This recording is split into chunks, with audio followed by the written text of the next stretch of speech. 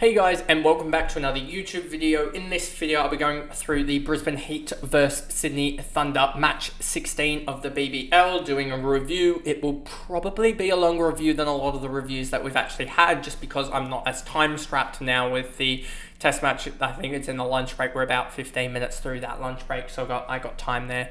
And also the fact that, or might be about 20 minutes through at this point, but yeah, so we got time there, as well as the fact that I don't need to follow up any videos or get this out that quickly. But Brisbane Heat 172 against the Thunder 9 for 157. And in the end, it was just a really weird game. The Thunder really should have won that game, should have chased it down. But in the end, they didn't get to chase it down because they were pretty poor with the bat and really just lost wickets at crucial times. I mean, they had a 58 run stand, then a 34, then a 5, then a 27, is that? No, 25 run stand, another 5, another 7, another 12. They had like 10 run stands across the whole innings, whereas the Heat, it seemed that they lose their, they had that massive stand, the Heat, and then had a couple of other good stands, but they never really lost wickets repetitively, like after about 10 run stands. It was all in sort of clumps, which sort of helped them alongside big partnerships. But anyway, before we get into this video, remember to like and subscribe, turn the notification bell on so you know when I upload, and let's get into this recap. So Josh Brown, 39 off 29. When I was recording this just a moment ago, I checked on his, and he did end up making a 49, I believe. From that 39 plus the 10, he didn't have any fielding stats. Munro got a first baller, got 10 points, so he had a break even of 33. And so he ended up going down. He's going to go down, I would suggest 6K from his 192.9. So that is 186. He's going to have a stupid high break even, like we're saying, because that round one's going to wipe away as well. So that round one's going to wipe. And so I reckon he could have 110 break even here. He could have 110, 120 break even with a one game round. So he could easily lose and he could easily lose 40, 50, 30K or so. I reckon he could easily lose the next round. If he gets another below 20 score, he could easily lose that, as I don't even think he'll hit a 120 or something like that if he was regular. McSweeney, and I can back that up by, if I go to players, and I'll filter this for Brisbane Heat just to show you what I mean by that. Brisbane Heat, and then we go break evens, and then we go this way because it will show it. He's got a projected break even of 96, and his projected score, if you actually look at it, was a 77. So he didn't get that projected score by 67. So you can add pretty much that projected round 5 break even is probably even going to be more than 120. It's probably going to be like a 140 or something like that. It's going to be so dumb.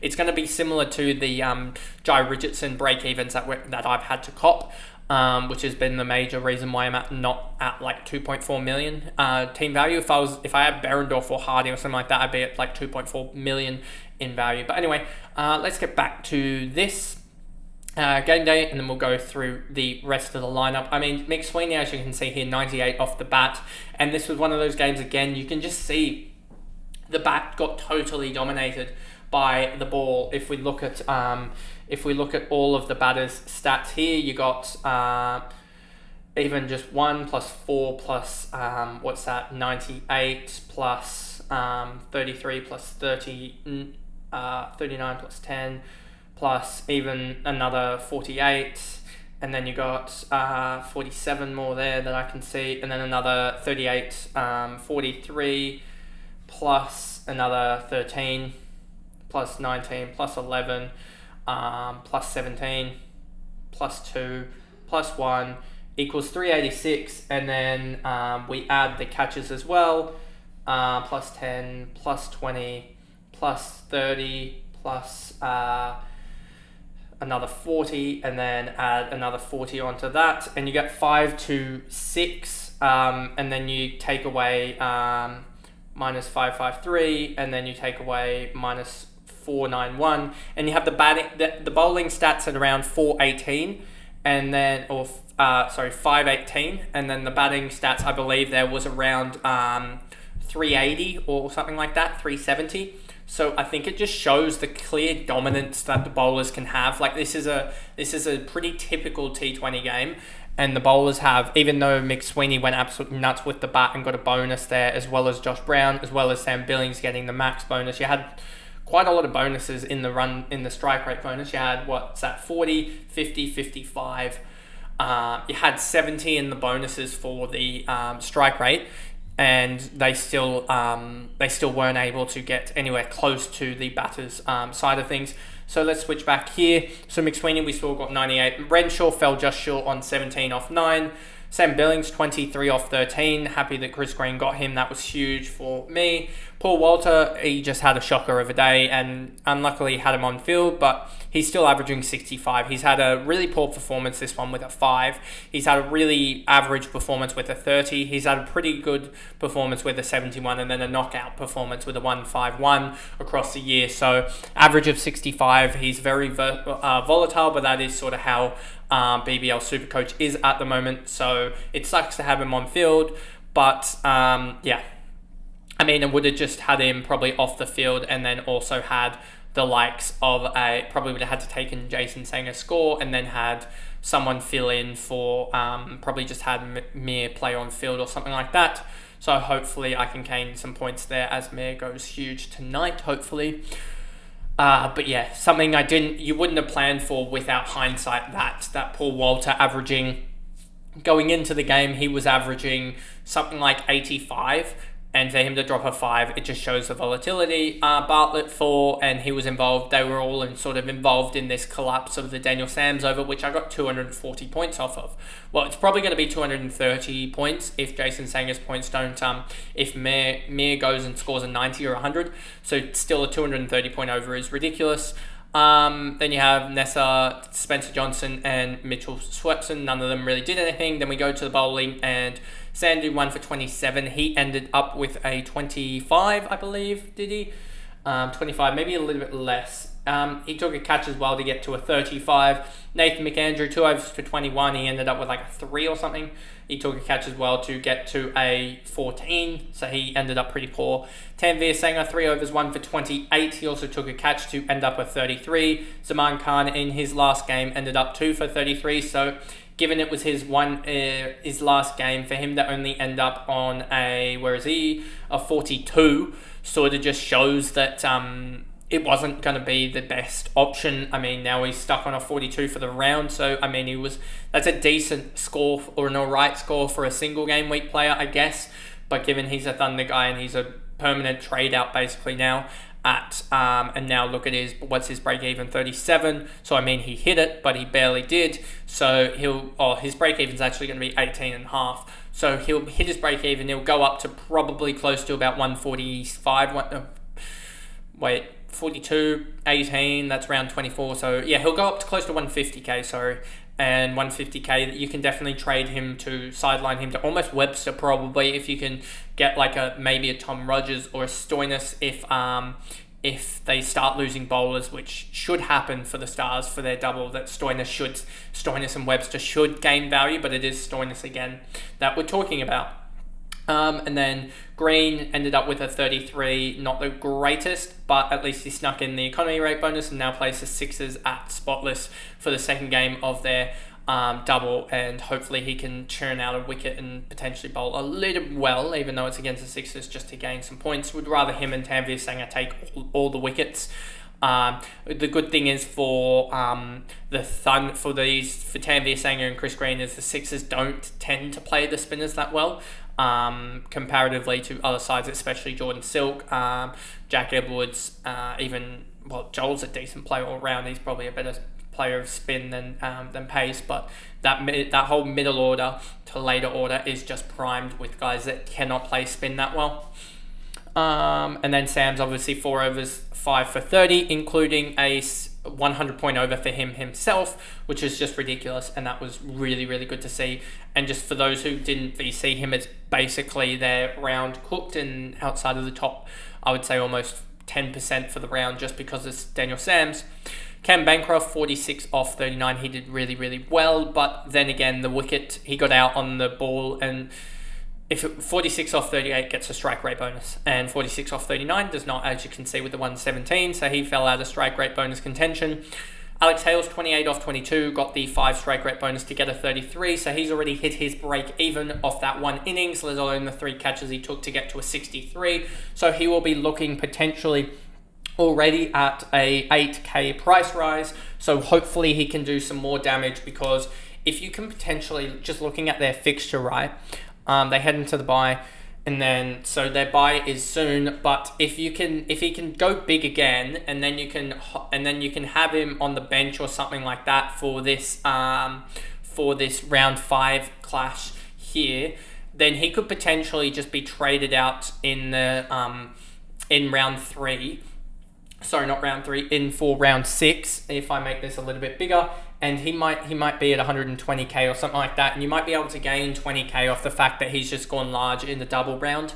So yeah, there is potential like that, but we'll see what happens in his next game, because if he pulls off another 60 or 70, then that's going to be 15k in itself or something like that. Or wait, no, he's got a break even of 31, so if he goes another 60, he'll go up 90, he'll break even difference of 90, give or take, and that is around about a 23k price rise. So yeah, and then he'll have like a negative break even for the next game, so he could easily go up to 140k or something like that, and that is very, very exchangeable for like an Andrew Ty or something like that at 150k in a couple weeks time. So that is something that you could potentially look at if you wanted to.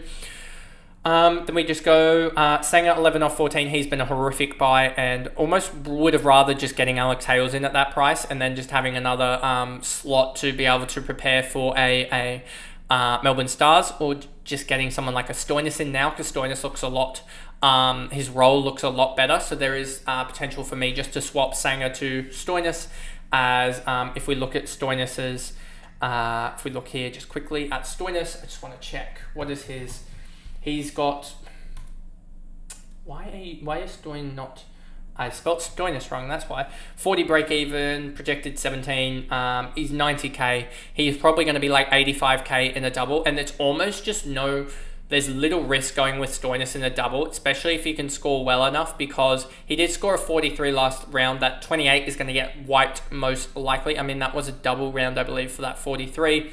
So, I think it was 2 doubles that they've had or something.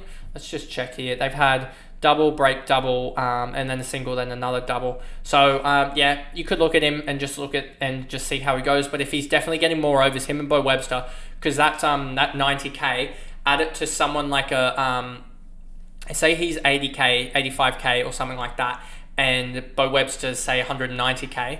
So that is about 270 to 280k that you need to gather. That's 130 and 150k guy alongside say 17 or 18k in cash gen, which I think I should have. I have 3.2k at the moment, but that just basically sums it up, is that they're going to be very, very valuable, I think, in getting Webster and Stoinis now, and holding Maxwell for their double. And I've also got Mayer, who should go up to 140k.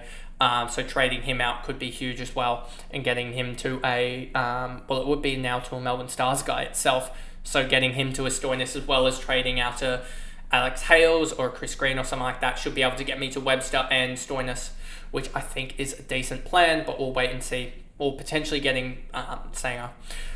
Anyway, I'm starting to ramble on, and then you've got Daniel Sams just got out for 1. We didn't talk about Ollie Davies, should have got a duck, but the umpire just missed it, and Sam Billings doesn't know where the leg stump is. Let's just leave it at that. Alex Ross, 19 off 15, got out to Spencer Johnson in the end, as Spencer Johnson picked up 2 for 24. We'll talk about that.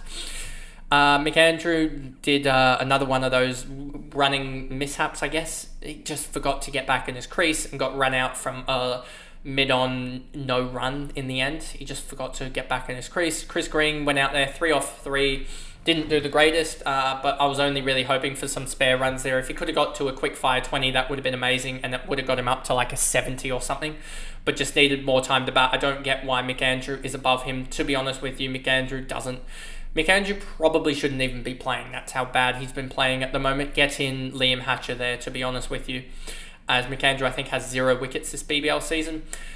Chris Green, or you could even just go Will Salzman there, to be honest with you, at this point. Just try something different, the Thunder. Sandhu, 10 off 7, Zaman Khan, 1 off 1. And then you had Nessa, 1 over for 11, got hit by Bancroft and didn't bowl again. Spencer Johnson, 4 overs, 2 for 24. Yeah, he did pretty well. 15 dot balls and a no ball, so 14 there, plus the 2 wickets. So we got to 54, plus the economy rate bonus, which was a 15. So he got a 79, I believe, if we go back to the game day. And then we go to BBL matches. So did he get a 79? He ended up getting a 67. So I was just way off. Let's see, what was the calculations for it? 40, 13 dot balls. Okay. And then the 15. So where did I get? I don't know where I got the 60, the 79 or something like that. But yeah, he ended up getting a 67. So I guess I must have just counted 10 more or something somewhere. And then Bartlett ended up 3 for 29. So we got like 80, something like that. Where's Bartlett? 107 for Bartlett. He did really well. He also got a couple of catches there to get up towards that 107. He's been one of the buyers of the season, as you can see. And his break even of 5, he smashed that, and also is going to now go up probably another 20k to around that 190k, 200k almost. Paul Walter, 3 overs, none for 34, did nothing basically, got the 4 dot balls at least, so he got up to 5 and dropped a catch on the boundary as well, which would have at least got him to 15. Mitch Swepson, 1 for 29, should have had 2 for. And yeah, he bowled all right, and then Kuhnemann 2 for 25, ended up getting the wicket that Swepson actually deserved. 2 for 25 off 4 for a 6.25 economy rate, which got him a 10 bonus plus the 5 split you have there and the 2 wickets. So he ended in the mid 50s, I'm going to say, for Kuhnemann. And nope, he got 2 catches as well, obviously, because he got that Ollie Davies caught and bowled and had a catch, I believe, off Spencer Johnson, was it?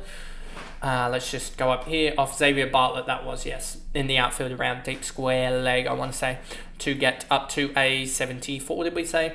So that pretty much sums up this video, a longer recap of course, of the Brisbane versus Sydney Thunder game, but still, yeah, pretty good game, and just Brisbane sort of showing that they are a pretty good side this year. They're going to finish, I think, top 3. I think the top 3 are pretty much set, just looking at the BBL ladder for a second.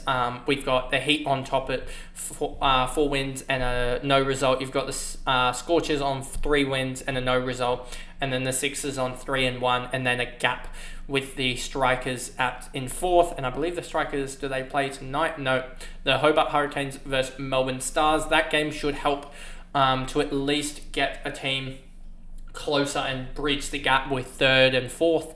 But then you've got the Stars, the Strikers, Renegades, and Sixers, Thunder. If the Sixers win that, then you'll see that gap recreated of 3 points with a sort of a game in hand for that 4th place side, which could become crucial in the end. But I think the Sixers will start to run away with it. They've got the Thunder, then they've also got the Heat, and then they've got the Heat again, and then they've got the Stars. So they have two or three winnable games, and then they have the Thunder again. So they've got sort of 3 or 4 winnable games in their next 5, and then I believe they finish it off with the Perth Scorchers. But anyway, that is the video, and I'll see you guys in the next review, which will be tomorrow. Thanks, guys. Goodbye.